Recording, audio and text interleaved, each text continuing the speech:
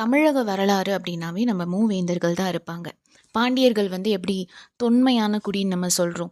அதே மாதிரி வணிகத்தில் வந்து சிறந்தவங்க, சங்கம் வைத்து தமிழ் வளர்த்தவர்கள் பாண்டியர்கள்.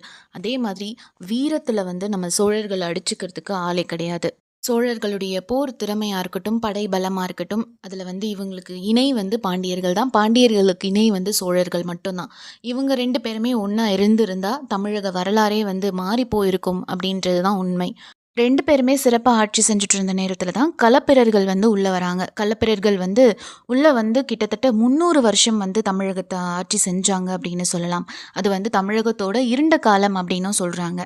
களப்பிரர்கள் ஆட்சி அப்பவே வந்து பாண்டியர்கள் வந்து குறுநில மன்னர்களா இருந்தாங்க. ஒரு பக்கம் பல்லவ சாம்ராஜ்யமும் வந்து விரிவடைஞ்சுட்டே போயிட்டு இருந்தது.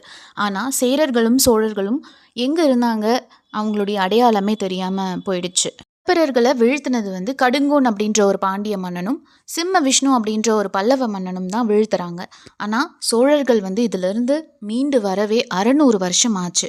600 வருஷத்துக்கு அப்புறம் இவங்க எப்படி மீண்டெழுந்தாங்க? இந்த திருப்புரம்பியம் போர் யாருக்கும் யாருக்கும் நடந்தது? ஏன் வந்து இத திருப்புமுனை அப்படின்னு சொல்றாங்க சோழர்களுக்கு? அப்படின்றது தான் இந்த வீடியோல பார்க்க போறோம். வீடியோக்குள்ள போறதுக்கு முன்னாடி சேனலை சப்ஸ்கிரைப் பண்ணிட்டு பெல் ஐகானையும் கிளிக் பண்ணிக்கோங்க.